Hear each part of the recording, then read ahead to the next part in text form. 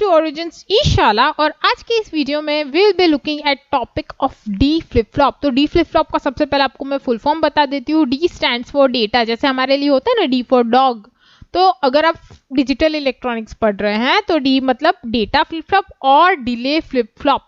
तो जो हमारा डेटा फ्लिप फ्लॉप या डिले फ्लिप फ्लॉप होता है, नाम क्यों पड़ा? ऑब्वियसली डी फ्लिप फ्लॉप है, तो डी फ्लिप फ्लॉप का डेटा फ्लिप फ्लॉप नाम इसलिए पड़ा है because it can store the data, यानी एक मेमोरी एलिमेंट की तरह काम करता है। अगर आप 0 देंगे तो 0 रख लेगा, 1 देंगे 1 रख लेगा, अच्छा बच्चा है बेचारा।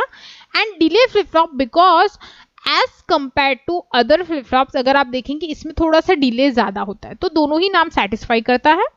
अब हमारा जो डिले फ्लिप फ्लॉप है या डेटा फ्लिप फ्लॉप है, वॉट एवर आई से, डी फ्लिप फ्लॉप, ये बनता कैसे है? It is also a modification of SR flip flop. तो जैसे मैंने जेके में भी बताया था, it is always a modification of SR flip flop. तो देखिए एसआर में क्या मॉडिफिकेशन करते हैं। अगर मैं बोलूं कि ये मेरा एसआर फ्लिप फ्लॉप है, सबसे पहले आपको ये याद होना चाहिए कि ये हमारा एसआर फ्लिप फ्लॉप है, तो ये याद रख लीजिए। इसका ट्रुथ टेबल याद रख लीजिए।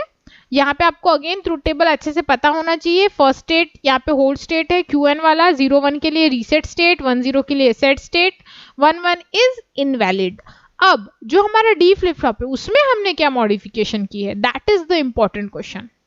तो जो हमारा डी फ्लिप फ्लॉप है ना, अगर आप देखेंगे तो जैसे मैंने कहा this is the SR flip flop, but यहाँ पे अगर आप एक चीज नोटिस करेंगे, यहाँ पे इनपुट हमने चेंज किया है। तो इनपुट में क्या चेंज किया है?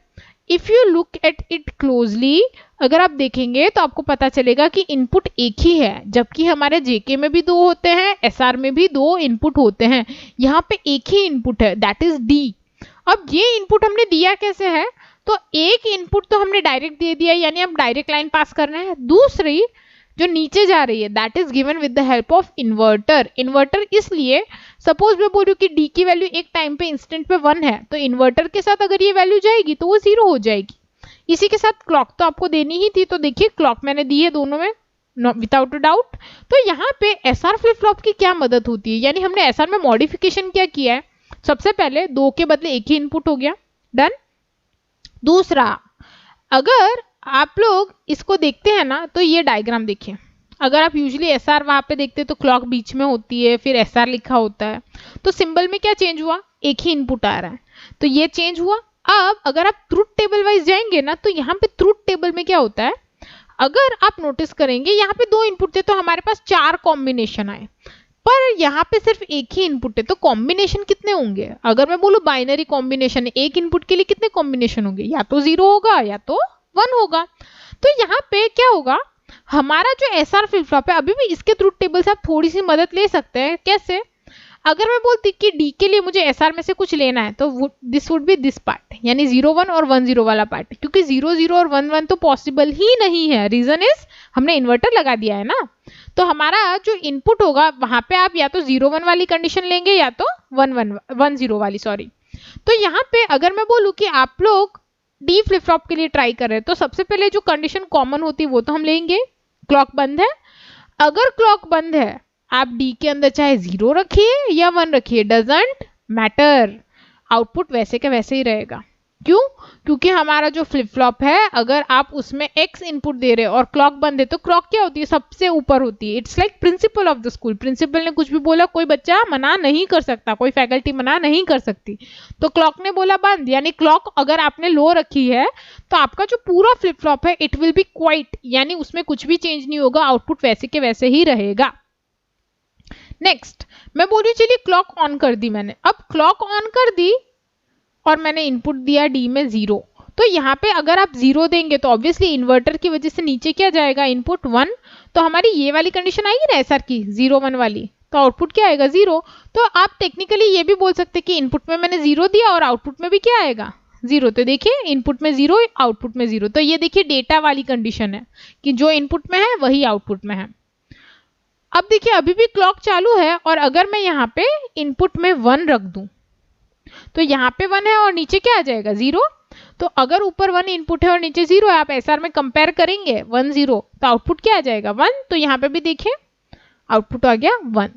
तो this is our basic working of D flip flop. एकदम सिंपल सी वर्किंग होती है। आई थिंक आप जितने भी फ्लिप फ्लॉप पढ़ते हैं उसमें से सबसे जो सिंपल है that is our D flip flop. तो आई होप आपको डी फ्लिप फ्लॉप फटाफट से एकदम इजीली समझ आ गया होगा।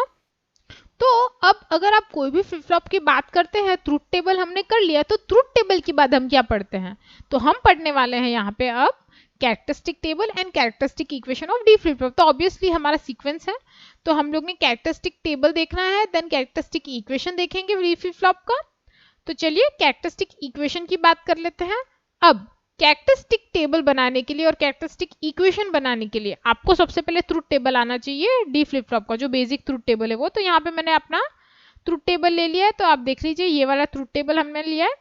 अब अगर आप यहाँ पे इसको फॉलो कर रहे हैं तो आपको इनपुट और आउटपुट का रिलेशनशिप, जैसे हमें पता है कि कैरेक्टरिस्टिक टेबल में क्या करते हैं, हम लोग बोलते हैं कि भाई मेरा एक आउटपुट है और मैं अब इनपुट नया दे रही हूँ, तो उसके रिस्पेक्ट में आउटपुट में क्या चेंज आएगा। तो ये हम लोग इसकी मदद से पढ़ लेते हैं आराम से। हमारा जो ट्रुथ टेबल है वो बहुत हेल्पफुल होता है। इसी के साथ आपको, जैसे मैंने कहा है कि एक चीज अज्यूम करनी कि क्लॉक कंसिस्टेंटली 1 है, यानी यहाँ पे इस टेबल में हमारी क्लॉक चालू है तभी ये वर्क करेगा, अदरवाइज तो ये आता ही नहीं एग्जिस्टेंस में। तो यहाँ पे अब मैं एक कंडीशन लेती हूँ कि चलिए मैं बोल रही हूँ एक कंडीशन है, जैसे मैं बोल रही हूँ कि मेरे पहले का जो आउटपुट स्टेट है वो 0 है और मैंने अचानक से डी फ्लिप फ्लॉप में इनपुट दिया 0, तो आउटपुट क्या होगा? तो देखिए हमें ये चेक कर लेना है कि अगर डी में हम 0 देते हैं तो आउटपुट क्या आता है? 0। तो हमारा आउटपुट क्या हो जाएगा? 0। इसी के साथ अगर मैं बोलती कि चलिए अभी भी 0 है हमारा पहले का स्टेट, प्रेजेंट स्टेट 0 है, और मैं बोलती कि चलिए 1 दिया अब मैंने इनपुट, तो यहाँ पे देख लीजिए अगर आप डी में 1 देते हैं तो नेक्स्ट स्टेट क्या आ जाएगा? 1। अगर मैं बोलती कि चलिए आउटपुट पहले का 1 था और मैंने अचानक से डी में इनपुट दिया 0, तो आउटपुट क्या आ जाएगा? 0। और अगर मैं बोलती कि 1 है और 1 ही दिया तो 1। तो यहाँ पे आपको सिंपल इतना याद रखना है कि हमारा जो डी फ्लिप फ्लॉप है, जैसे मैंने कहा कि सबसे इजीएस्ट फ्लिप फ्लॉप है, तो ज्यादा मेहनत नहीं करनी है, सिर्फ डी को देख लेना है। अगर डी 0 तो Qn+1 भी 0, डी 1 तो आउटपुट भी 1। तो ये तो एकदम सबसे बोलते हैं ना इजी तरीका है। आप अगर 4 कॉम्बिनेशन ये निकाल ले 0 0 0 1 1 0 और 1 1 और फिर डी को कॉपी कर लीजिए, that is the best way अगर याद करने का, फटाफट से लिखने का तरीका है। तो ये हमारा आगे कैरेक्टरिस्टिक टेबल। अब कैरेक्टरिस्टिक इक्वेशन कैसे बनेगा? तो कैरेक्टरिस्टिक इक्वेशन के लिए ऑब्वियसली हमारे जो 4 कॉम्बिनेशन है तो 4 डब्बे लगेंगे, तो 4 डब्बे का मैंने के मैप लिया है इक्वेशन सॉल्व करने के लिए। इनपुट में आ जाएंगे Qn और D। तो देखिए हमारे इनपुट आ गए, अब प्लेस कर देते हैं वैल्यूज को। तो देखिए 0 0 0 1 वाली वैल्यू पुट कर दी। 0 0 के लिए हमारा आउटपुट क्या है? 0। 0 1 के लिए तो 0 1 के लिए 1, 1 0 के लिए तो 1 0 के लिए 0, 1 1 के लिए 1 1। तो देखिए हमारा सिंपल सा छोटू सा के मैप बन गया है। अब अगर आप यहाँ पे इक्वेशन निकालेंगे तो सिंपल सी ये दोनों 1 को हम सॉर्ट कर लेंगे या सिलेक्ट कर लेंगे। तो अगर मैं बोलूँ कि मेरा जो नेक्स्ट स्टेट है उसका इक्वेशन क्या आएगा? सिंपल सा है डी। तो आप जो देंगे हमारा नेक्स्ट स्टेट किस पे डिपेंड करेगा? डी पे। अगर आपने 0 दिया तो 0, 1 दिया तो 1। तो ये हो गया हमारा डी फ्लिप फ्लॉप के characteristic table and characteristic equation. यहाँ पे डी फ्लिप फ्लॉप खत्म नहीं होता, अनफॉर्चुनेटली आपको 2 चीजें और पढ़नी होती है, that is excitation table and state diagram. तो हम लोग ये छोटी सी चीज है, इतना सारा पढ़ा है तो ये क्यों छोड़ना है एग्जाम में अगर आ गया तो आपको excitation table and state diagram भी बता देती हूँ, बहुत ईजी होता है। एक्साइटेशन टेबल तो मेरा फेवरेट है, रीजन अभी आपको पता चल जाएगा। तो सबसे पहले अगर आप एक्साइटेशन टेबल पढ़ रहे हैं तो चलिए नामकरण हो गया, ये आपको कैरेक्टरिस्टिक टेबल याद होना चाहिए। तो यहाँ पे देखिए मैंने कैरेक्टरिस्टिक टेबल कॉपी कर लिया है, आप देख सकते हैं। Excitation table is like Qn और Qn+1। तो मैं बोल रही हूँ कि भाई मेरा एक आउटपुट है, नेक्स्ट आउटपुट मुझे 0 चाहिए, 0 है, आउटपुट मुझे 1 चाहिए। तो अगर आप ऐसे कॉम्बिनेशन निकालेंगे Qn और Qn+1 के, तो 4 कॉम्बिनेशन आएंगे। तो सबसे पहला कॉम्बिनेशन क्या आएगा? 0 0। तो आउटपुट क्या आएगा? 0। कैसे आया? Qn 0 था, Qn+1 0 था, तो इनपुट क्या चाहिए मुझे? 0। यानी मैं ऐसे पूछ रही हूँ कि भाई मेरा Qn 0 है और मैं बोल रही हूँ नहीं मुझे 0 का 0 ही रखना है, तो उस टाइम पे डी में इनपुट क्या दूं मैं? 0 दीजिए, तो यहाँ पे 0 आएगा। इसी तरह से 0 है और मुझे 1 चाहिए, तो इनपुट क्या होना चाहिए डी का? 1 1 और 0। तो यहाँ पे देखिए 1 और 0। तो यहाँ पे अगर मेरा आउटपुट 1 था और मुझे 0 चाहिए तो डी में इनपुट क्या दूंगी? 0। नेक्स्ट है 1 और मुझे 1 ही चाहिए तो 1। अब आपको मेरे पता चल गया होगा कि ये मेरा फेवरेट टेबल क्यों है। तो अगर आपको नहीं पता चला है तो मैं बता दूं, अगर आप ये दोनों टेबल्स को ध्यान से देखेंगे ना दे आर एग्जैक्टली सेम। जो हमारे इनपुट आउटपुट का रिलेशनशिप है खाली नामकरण में चेंज हुआ है, यानी यहाँ पे क्यू एन डी और क्यू एन प्लस वन है, यहाँ पे क्यू एन प्लस वन और डी है। तो अगर आप ये टेबल पढ़ रहे हैं, आपने एक टेबल अच्छे से किया, कैरेक्टरिस्टिक टेबल, क्या एक्साइटेशन टेबल याद हो गया, एक्साइटेशन क्या है तो कैरेक्टरिस्टिक याद हो गया। That is why this is my favourite truth table, characteristic table and excitation table. तो डी फ्लिप फ्लॉप बड़ा ही अच्छा होता है। अगर एग्जाम में आपको कहीं आ रहा है तो please try to attempt that question, marks पूरे कवर कीजिएगा। अब ये हमने बना लिया इसका excitation table with the help of characteristic table, जो ऑलमोस्ट इसका डुप्लीकेट ही है, खाली थोड़ी सी हेडिंग चेंज हो जाती है, ये आप एग्जाम में ध्यान रखिएगा। अब इसका स्टेट डायग्राम, तो स्टेट डायग्राम क्या होगा, जैसे हम हमेशा बोलते हैं कि दो आउटपुट आपके चेंज हो सकते हैं। अगर मैं बोलूँ क्यू के रिस्पेक्ट में मैं दो आउटपुट देख रही हूँ, या तो 0 होगा या तो 1। तो अगेन हम इसी को प्लॉट करने वाले हैं, थोड़ा क्रिएटिव तरीका लगाएंगे।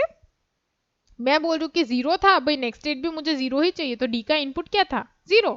तो देखिए डी इज इक्वल टू 0 और आपका जो है वैसे के वैसे ही रहेगा।